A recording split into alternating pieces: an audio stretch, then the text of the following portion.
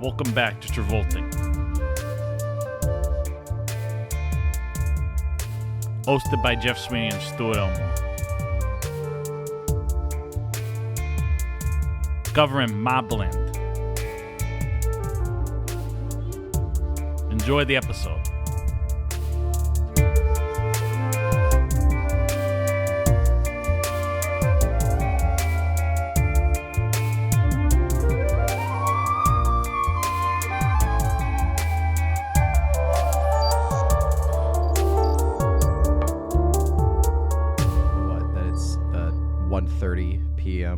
Wednesday, August 30th, and I've been here since 10 a.m. You've been here for 3.5 hours. Yeah, I've been here for 3.5 hours, and we're just now starting to record our episode. Talking about Mobland.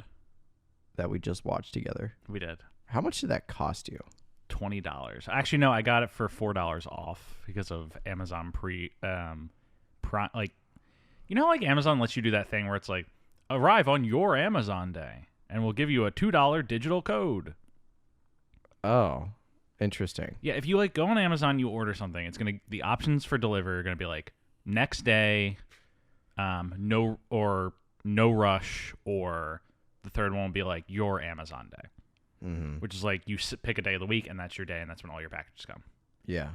And so if you do that or no rush, it'll give you $2 in digital like points.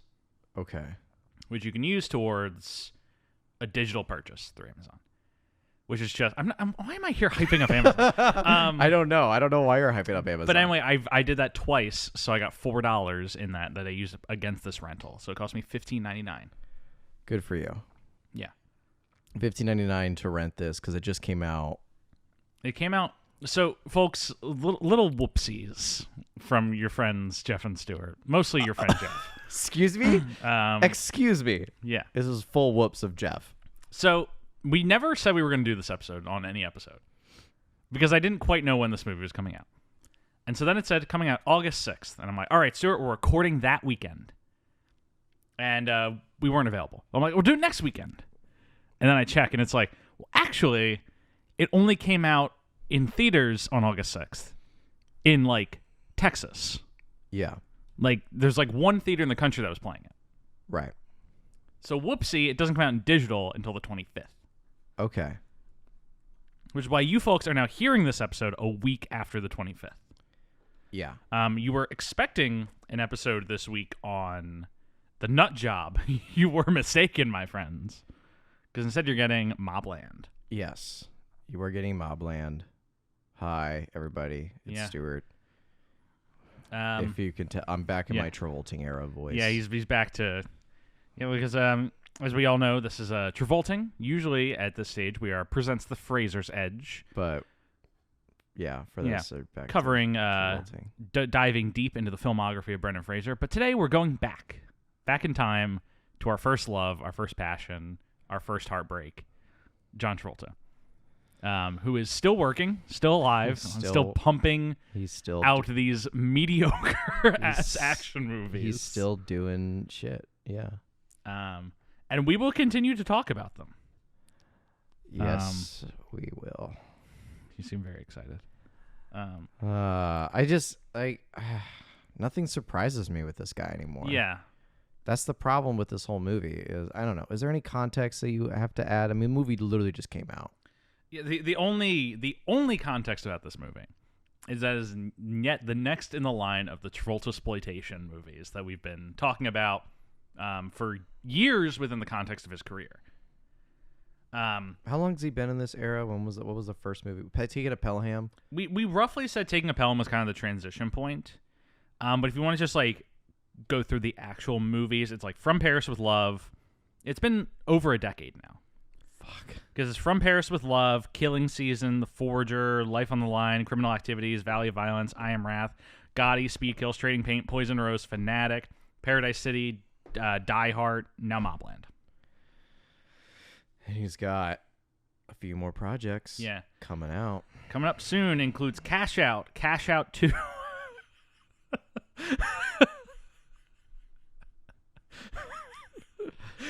Just very excited about Cash Out 2. Just excited that they already shot the sequel and the first one hasn't come out yet.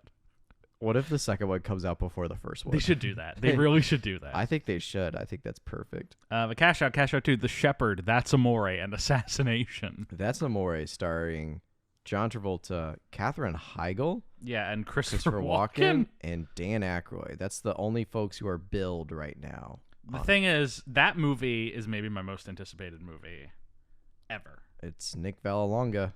We're back, baby. Nick Vallelonga, Green Book. He's back. When the moon hits her. And I'll save it for the episode. I'll save it for when that episode comes out. Yeah. Because we're not talking about That's Amore. We're talking about Mobland. Talking about Mobland, a movie.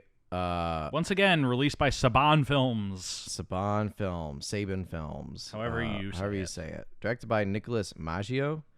And like a long line of Saban Films, this is another first-time director. Jeff and I, when we were watching this, we actually talked, Jeff and I both want to be film directors. Do you think Saban Films just like picks up any like person off the street and be like, hey, you want to be a filmmaker? How's a $18 million budget movie sound? Stuart, I'm currently looking at the Wikipedia article list of Saban Films releases. Do you think we could get that? We could get that deal? I am pretty sure that we could. You have no idea how many movies are on this list. A lot. There are so many. Yeah. Look at this. I'm going to flip my iPad around. Look at this. This is the list of Saban Films releases. Oh my God. They released so many in 1 year. Yeah. Can I run through their 2023 schedule? Yeah. In 2023, they released The Old Way, Ambush, Supercell, Assassin, The Best Man, Amy, The Flood, The Island, Shrapnel, Mobland, and coming up, 3 Days in Malay, and then Nandor Fodor and the Talking Mongoose. What is their like company motto? We make shitty movies? Like I'm going to sabanfilms.com. Let's see what they're saying. It's a capital group, first and foremost. Oh, great. About. Launched in 2014, Saban Films is a boutique North American acquisition and distribution company based in L.A. that has built an impressive slate of high-quality feature films they distribute in conjunction with their studio partner, Lionsgate. Focusing on commercial, talent-driven films, the company looks at projects at all stages in production for strategic release across multiple platforms.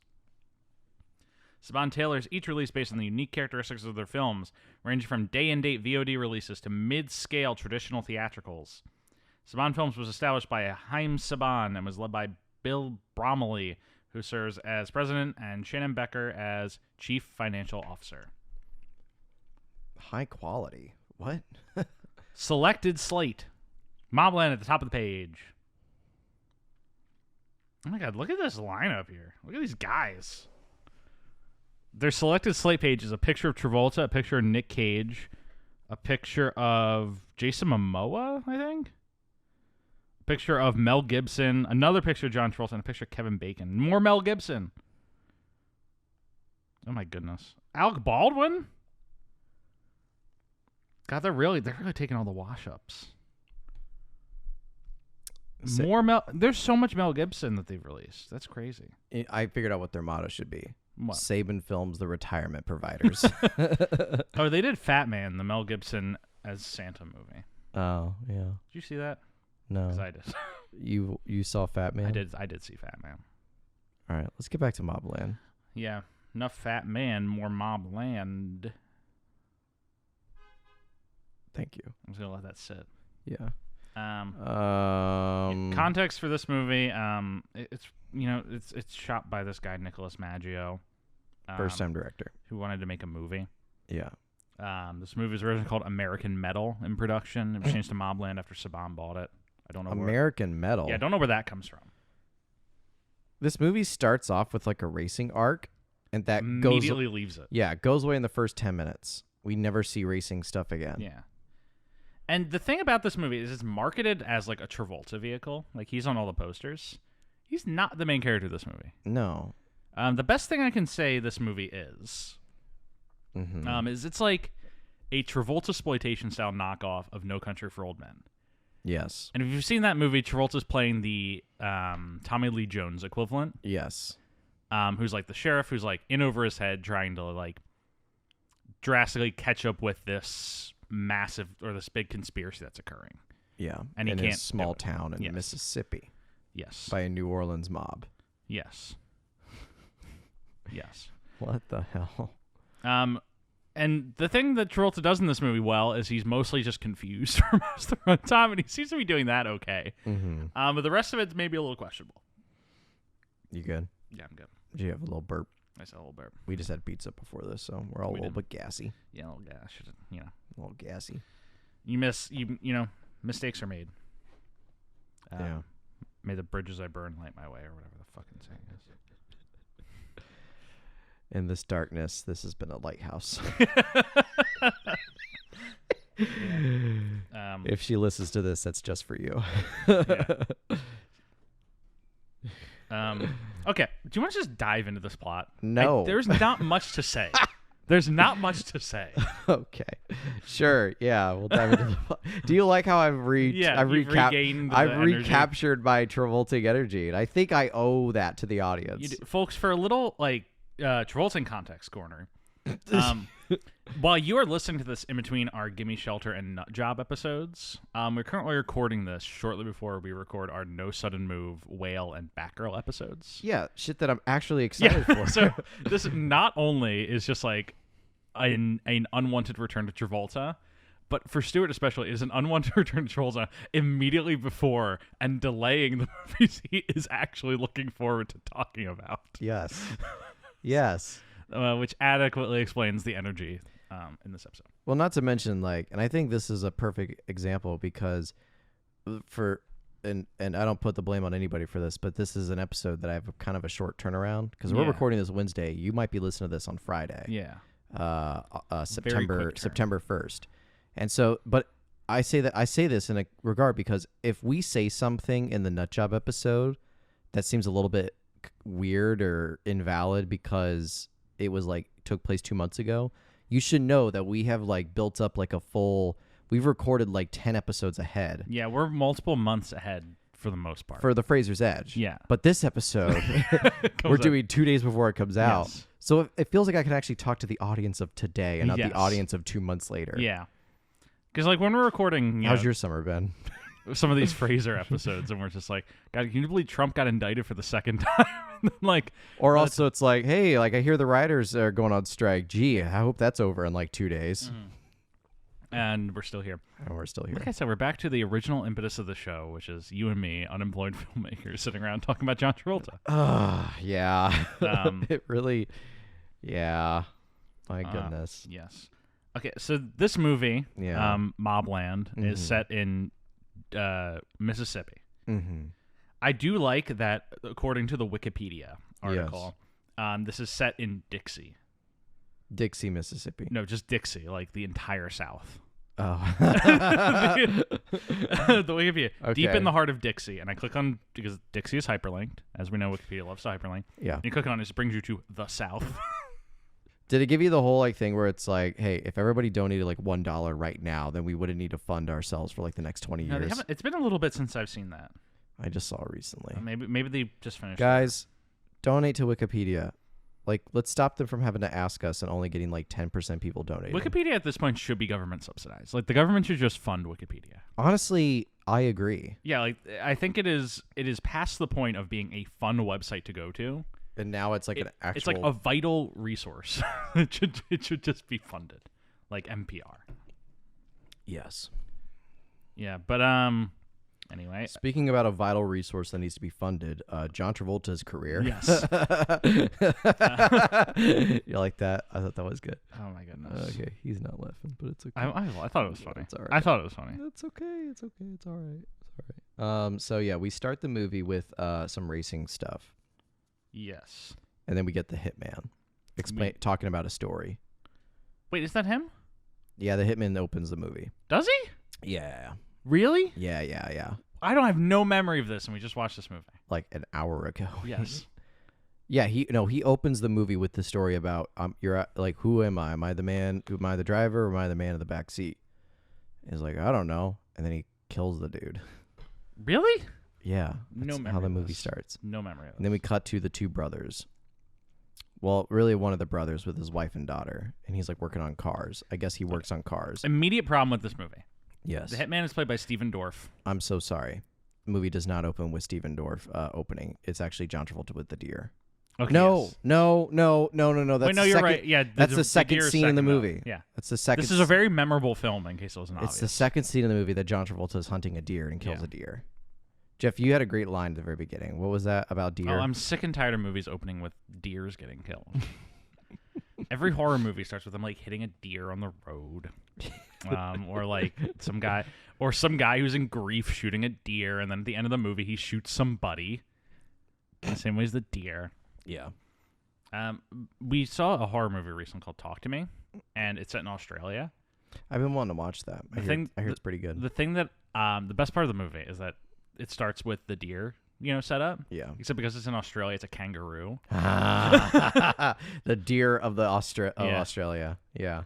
But it's like the exact same. It's like the same as like Get Out or, and not that Get Out is a stereotypical movie. Get Out is incredible, and it is one of the few good uses of the deer. I love your you're trying to be very safe with that. Yeah, no, I'm just like, But I hear you. No, I so understand. many like The Invitation did it. Great, it's crazy.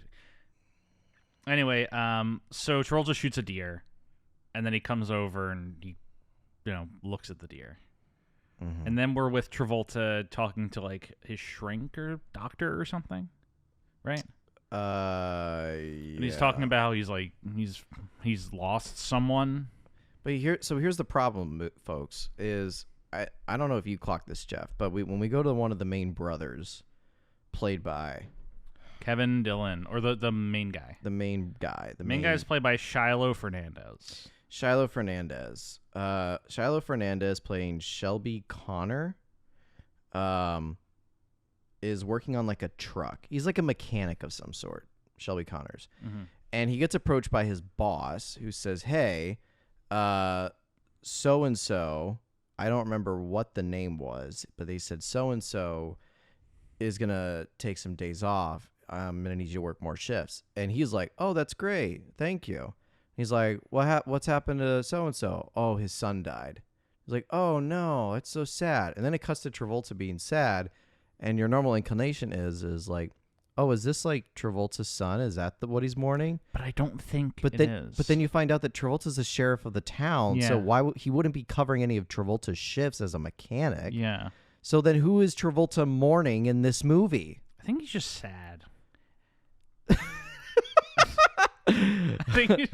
I think he's having that Tommy Lee Jones and No Country thing where he's like just sad about getting old and time changing, but we never, none of this is ever adequately conveyed Yeah, through either the art of dialogue, yeah, the art of cinematography, the art of storytelling. uh-huh. None of this is conveyed. He's just sad. And it's just Yeah, Travolta walking, I don't know. police. I'm with the police. Says that at one point. It's great. And to kind of step again away a little bit from the movie, I am so like Travolta's done with these roles. I'm Yeah. sorry, but he is like we watch Travolta try to be like the sheriff of the town.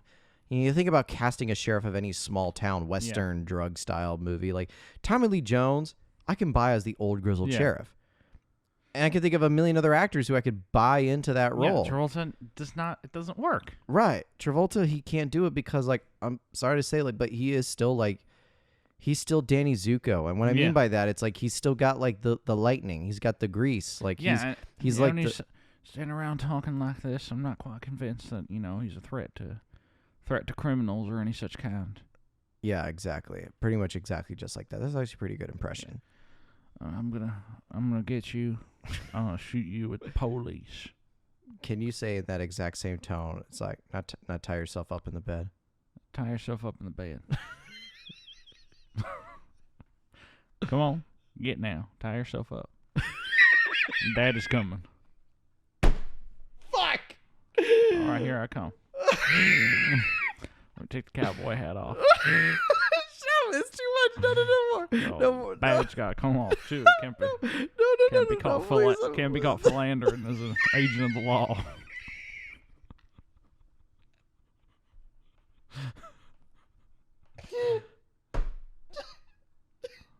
Oh my goodness. Stop. That's enough. Okay, moving on. No. Sheriff Davis never got quite so much. Got quite so much tail back in the day. Please, Jeff, stop. Okay. I'm done. Okay. Or am I? No, I'm done. The joke has been said. We've proven it to be successful. Yeah. It is enough. It is done. Thank you. It is finished. It is. It is finished. It's finished. You have to do the whole episode. I can't. Fuck. So Travolta's there. We're introduced to the. I'm gonna that guy. So I'm sorry. So sorry.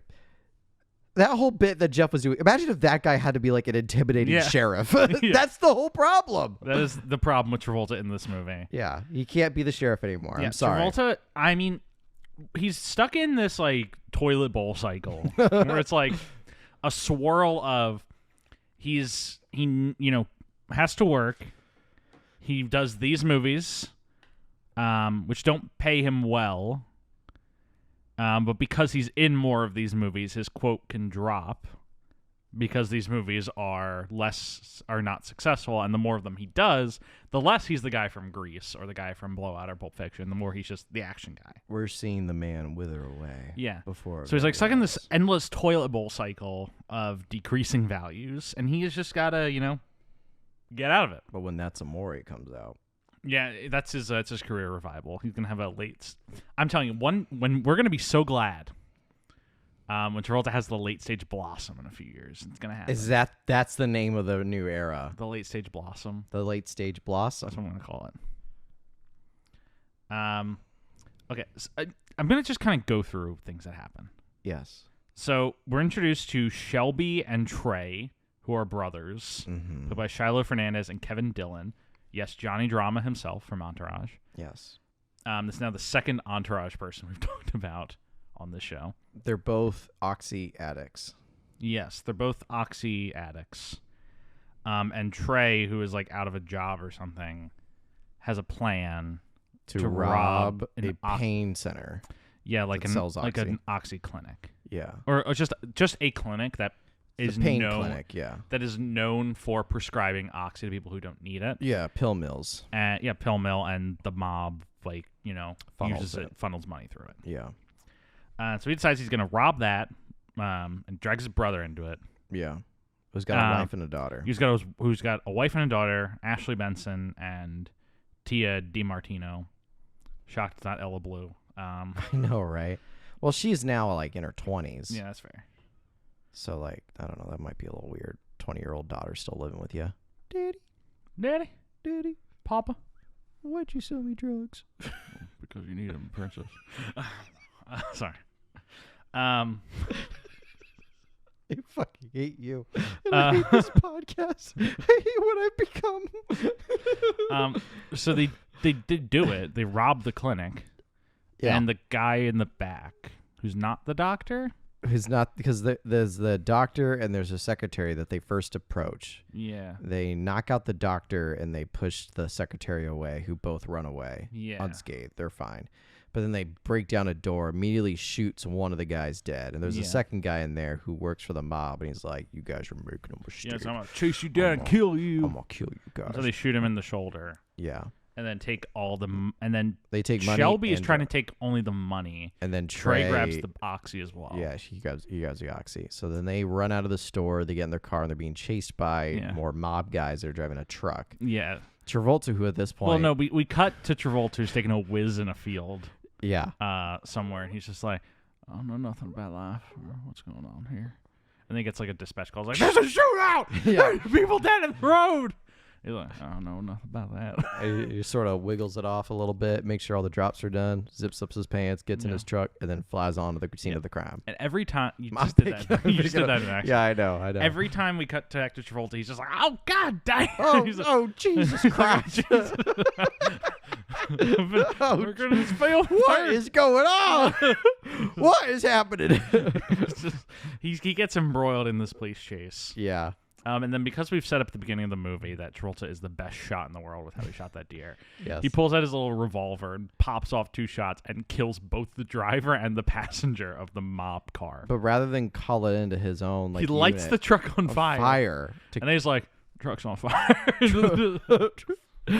The truck's on fire. We better let And that. the thing is, like, let that shit burn. the implication here is clearly like that he's like kind of a cop who does. He's kind of not a crooked cop necessarily, but somewhat Plays by his own rules. Yes. But the thing is, I don't see like why he had to cover this up. Right. They were shooting at him. Right. And he doesn't do anything else in the movie that further implies Yeah. that he's a cop that goes by his own rules. Well, the very end does, but that's it. The very end does, but that's the point. It's the very end. Yeah. There's no Like, he point in the could've middle where there's an old man witness and he just punches the shit out of the old man. It's like, tell me where the drugs are. Like, like that would be one thing. And it's clear that they only did this lighting the truck on fire things. They do get an admittedly cool shot of Travolta through the back window of a car standing silhouette with the burning truck. To step back, broader subject, there's a lot of like almost really cool shots. Almost, to step back even further, there are a lot of almost cool things in this movie. Yeah. This movie almost consistently is almost coming close to making a point in several scenes. Or like almost being like, there's an idea behind this shot here. And then the scene ends. Or like, they're kind of poking at an idea with the scene. I don't want it to just get like thrown in. I mean, it is getting thrown in, but not like of the same ilk as your Paradise Cities or, Trading Paint. Yeah. A movie I remember nothing about. Neither do I. Shania Twain was in it. I know that. There's a talk about a crocodile at some point. Something like Bites that. a dude's arm off, I think. Yeah. Something like that. I think so. Oh, it eats Kevin Dunn's arm, right? That's right. I think so. But it's not quite as like empty as that. It's not, It's got a little bit of girth to it. Yeah, there's like some energy occasionally. There's a pulse behind the camera every now and again. But it's important to know that it all falls flat. Yeah. like it builds up, but then falls flat. It never sticks. It does. No single scene, in my opinion, sticks any landing. Yeah. No, absolutely not. It consistently drowns in its own mediocrity. If this movie even had one scene that stuck its landing, one scene, like it bumped the movie up a few points for me. Yeah. But it doesn't even do that. It does not do that. Yeah. And it's more disappointing when you're like, there's like occasionally things in this movie that are almost a thing. It's definitely shot digitally. Yes, but they put like fake green and contrast in it. Like film graininess to it. Yeah, it looks really it doesn't look good. Yeah, it's not. But it's one of those things where it's like you can tell there's an idea. Right. In the way that they're coloring it. You're like, they made a choice to do this. Yeah, right. It didn't work. There's a clear color scheme choice with Travolta that he's not wearing red, but he's surrounded by red backgrounds. And then at the end of the movie, he's wearing red surrounded by like white or non-red backgrounds. If that makes sense. Yes. I don't know. It sounds like it again, that point doesn't stick its landing either, but you can tell someone had an idea about something. So it gives a little bit. Someone had an idea. Someone had an idea. Don't know who that person is. My goodness. Do better. Try Nicholas Maggio. So then, they rob the drugstore. They get away from the mob because Travolta kills them. And then they're like, we need to lay low. And then the hitman finds them right away. Hitman played by Stephen Dorff, who looks like Kevin Dillon and really threw me off right away. Yeah. Stephen Dorff, who we talked about with Paradise City. Mm-hmm. Never forget.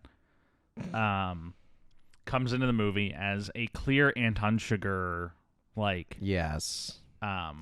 It's trying so hard to be Anton Chigurh from No Country for Old Men, but the problem is first off, he's not as because he does this thing in the movie where he asks people a lot of questions about what did you want to be when you grew up? Yeah. Do you have a kid? What do they want to be when they grow up? And it's almost kind of like his litmus test for people. Yeah, and similar to Anton Chigurh in No Country for Old Men, where he's like, "How much have you ever lost in a coin toss?" Yeah, it's sort of that sort of overlap that doesn't really. Yeah, he's trying the thing is, Anton Chigurh played by Javier Bardem is one of the best performances ever. Yes, and this is Stephen Dorff in an action movie. And no disrespect to Stephen Dorff. There's no disrespect to Stephen Dorff. It's a little disrespect to Stephen Dorff. It's just like it's rude to try and do that in this movie. Do you think he had a choice? Well, not on his end. Right. It's it's easily written and directed to look like that. Because, he keeps the first time we meet him is he's in a diner and the waitress comes over and he's like, he puts a $1 and a $20 bill on the table and he's like, one of these is gonna be your tip depending on the answer to the question I'm about to ask. She's like, firstly he asked multiple questions, which I think should automatically give her the 20. Yes, because she went above and beyond. Yeah. The questions He's like, what did you want to be when you grew up? She's like, I told my mom I wanted to be a horseback rider. And he's like, do you have a kid? Or he's like, how long have you worked at this as a waitress? And she's like, 9 years. And he's like, do you have a daughter? Yes. What does she want to be when she grows up? A dancer. And he's like, And he leaves $11. A 10 and a 1. What does that mean? What is like? Did she answer like half of what he was worth to him? Like I don't know. I don't know either. It's like 1/2 of that. You're either a whole person or not I have no idea. Yeah, I don't know what it's trying to say with that. Yeah. Again, builds up to what could it's only be half satisfied with her answers. Yeah, well that's the whole point of the scene is I'm half satisfied with the scene. Yeah. Like it's building up to what it could have been a really good point, because imagine he pulls out a 1 and a 20 and then he asks her these questions. He's like, okay, so which one did I win? None of them, and kills her. Like, like that's at least something. Yeah. Right? Or if he had even just left the 20 or the 1. That tells you enough about this character. Right. But leaving the 11 does not quite work. No, it doesn't tell you anything about the character. And so he immediately finds them. Yeah, the hitman immediately finds the two brothers. And he kills Kevin Dillon. Yeah. And gets the money back from Shelby. Yes, and he uses Shelby because he essentially holds Shelby's wife and daughter hostage. Yeah, he says he has a guy hanging out near their house, and they'll kill the daughter and the wife if he doesn't help him. Yeah, get rid of all the witnesses, because there's the secretary and the doctor in the pill mill who are going around talking, is what we hear. Mm-hmm. Meanwhile, John Travolta's being the world's worst cop about this whole thing. Oh, we don't figure out what's going on. The thing is, this movie is an hour and 51 minutes long. Yeah. We are about to be done summarizing the plot. Yeah. Because the next hour and 20 minutes of the movie are just Shelby hanging out with Steven Dorff. They going around killing people. They go around, they kill the secretary, they kill the doctor. Travolta shows up late every time. It's like, oh, god damn. At one point, his truck doesn't even start. Yeah, his truck doesn't start. He's the worst cop. That's all that happens in this movie. Right. Can you think of any other plot point? Well, besides then, them going to the mob to, return the money. Yeah. And that's when, Steven Dorff tells Shelby, it's your wife and family, your wife and daughter are going to be waiting for you there. Yeah. And it's the classic thing. Well, he says they'll be waiting for you when we're done. When we're done. They're safe. They're safe. Because he says, I don't kill innocent people. Yeah. Is your stand okay? Yeah, I loosened it by accident. Right? Okay, a little fidgety. Yeah. Okay. Something on your mind? No, you shut the window and it's getting a little hot. Yeah. That's honestly the answer to the question. Well, that's why I shut the window. So yeah, they Steven Dorff and Shelby go meet the mob because they're gonna return the money. Yeah. And everything's gonna be forgiven and done, so to speak. Yeah.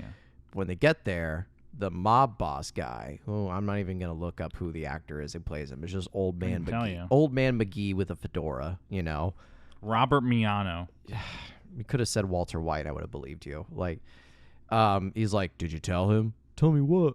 No, I didn't tell him. You should tell him. Tell me what? And eventually you find out he is gonna kill him there, and he's like, you said you didn't kill innocent people. It's like, yeah, I did. And he shoots him. And then you're not innocent, because they had a whole debate about the ethics of meaninglessness in the world, which I tuned out entirely. Yeah, I had a hard time tracking what was going. The thing is, folks, if you're like, this does not seem like an hour and 50 minutes of material for a movie, you would be correct. Yeah, that's why we just went through this so quick, because the middle hour and 20 minutes are just nothing happening. Yeah, and so then Steven Dorff goes back to his car, but then he gets a conscience. Because then he opens up his trunk, gets out his shotgun, and pumps shells into the entire mob guys who are trying to bury Shelby at this point. Yeah. So Steven Dorff kills the entire mob folks out of there. And then he's a changed man. He's a changed man. And then he goes to... The wife and daughter are safe. Well, first he goes back to the wife and daughter. I don't think they were ever even kidnapped. Because I thought that they killed them. No, the implication seems to be Dorff was kind of bluffing the whole time. Yeah. About endangering them. I didn't clock that. I think that's the idea. Clock that. Okay. I thought, yeah, because I was confused. I thought that, they killed them. And I was like, oh, this movie's going to get juicy. and it doesn't Yeah. get juicy. So because the wife and daughter are still alive and they're totally fine. The next thing I'm gonna say, Jeff, and you tell me if there's anything I'm missing, is he goes to their house. Well, first he goes back to the diner and leaves $100 tip. Right. He's a changed man. He's a changed man. He's generous now. He's generous now. He goes to Shelby's house where his wife and daughter aren't there. And he drops off like a set of keys that has like a keychain that belonged to Shelby. Walks out of the house, looks at the yard, and he gets shot in the head with a sniper rifle. Mm-hmm. And we just see an empty shell casing in the woods getting picked up by an old man hand wearing like a red sleeve shirt that we know as the audience belongs to John Travolta. Yes. And that's the end of the movie. Well, they play a sad cover of House of the Rising Sun at one point. Yeah. There is a house in New Orleans they call Rising because the mob is from New Orleans. Yeah.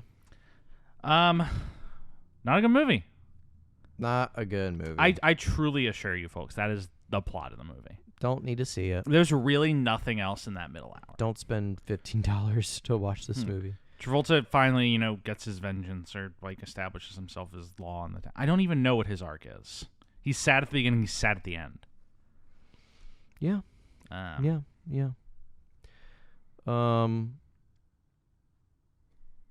Cool. Got any post text? I mean, the movie came out. Clearly, we watched it. Yeah. The thing that is very funny. Yes. Is this is maybe Travolta's best reviewed movie of the year. But what's that mean? It got a 44% on Rotten Tomatoes. Okay, so still rotten. Yeah, but let me run through Travolta's recent oeuvre. It's his best reviewed movie since 2016. Yes. In 2016, he had In a Valley of Violence, which got 78% on Rotten Tomatoes as an average. Yeah. And I just emphasize it every time we talk about this. Rotten Tomatoes, I understand how it works. It is not an average of the quality of the reviews. It's an average of yes or no. It's a binary. Yes. But still, it is a good metric for seeing the percentage of critics who liked the movie. Yes. In a Valley of Violence got 78%. Gotti got 0%. Speed Kills got 0%. Training Pain got 0%. The Poison Rose got 0%. The Fanatic got 14%. Paradise City got 8%. Die Hard, the movie, got 43%. And this got 46%. It is now at, actually. Wow. It's his best movie in 7 years. Fuck. If you discount In the Valley of Violence... Well, actually, no. There's no reason to do that. But he's not the reason this movie is 46%. Let's be very clear. But just in terms of him being the main poster of this movie... Yeah. This is like the highest quality movie he's been then. And the thing is, I actually kind of agree with that. Yeah. I maybe say Die Hard is maybe a little better. But, yeah. Yeah, I'd agree Die Hard in the sense of Travolta's performance. This movie's still like a 4 out of 10. It's not good. I'd say 3 or 4. I'm going with the 4. So. But yeah, that's the movie. It came out. It's on VOD if you really want to watch it. There's no reason to. Mm-mm. If you were someone who saw it in theaters, shout out to you. I respect you. I don't. I don't respect you. Do you know what Travolta's highest review movie of all time on Rotten Tomatoes is? Yes. Pulp Fiction? Nope. Hairspray? No. Grease? No. Paw? No. What? Carrie. No shit. Yeah. Travolta's highest average Rotten Tomatoes movies are Carrie, Hairspray, Face Off, Pulp Fiction, Get Shorty, Blowout, Saturday Night Fever. Face Off is higher than Pulp Fiction. Hilariously, yes. Well, actually, they're both at 92%. They're equal. Oh, okay. Face Off is just alphabetically first. Okay. Yeah. I'm sorry. I'm just no, it's totally fine. So fucking done. I think we're done with this episode. Anything else? Any final thoughts? I have no hope for this guy to have a comeback, but if or when he does, we will be here to talk about it. Yes, we will be here to talk about it, and hopefully have a okay time doing that. Yeah, here I'm. Let me double check his upcoming projects are Cash Out 2, High Rollers, The Shepherd, That's Amore, and Assassination. Yeah. a series of movies I am thrilled. Hear you, thrilled that we get to talk about coming up. Why are you as thrilled? Are you just as thrilled as me, Mr. Wayne? I'm very thrilled. Of course. Thank you so much for listening. Please remember to rate, review, and subscribe on whatever platform you're listening on. Tune in next week for Back to Fraser. We'll be talking about The Nut Job, joined by Francis Hutchison.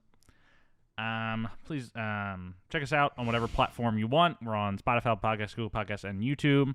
Pop into our Reddit, r/Travolting.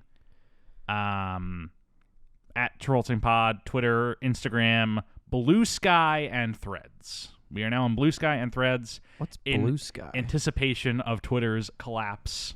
What is BlueSky? I will explain BlueSky to you when we are done recording.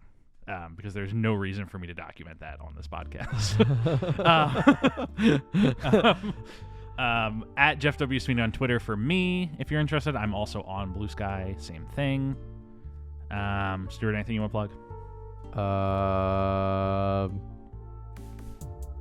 Nope. Cool. I think that's special thanks as always to Rebecca Johnson for the graphic design, Michael Van Bodegum Smith for the theme music. And that's it. Music's taking you out now. It's the old one. But talk to you next week for The Nut Job. Enjoy it. Have a good week.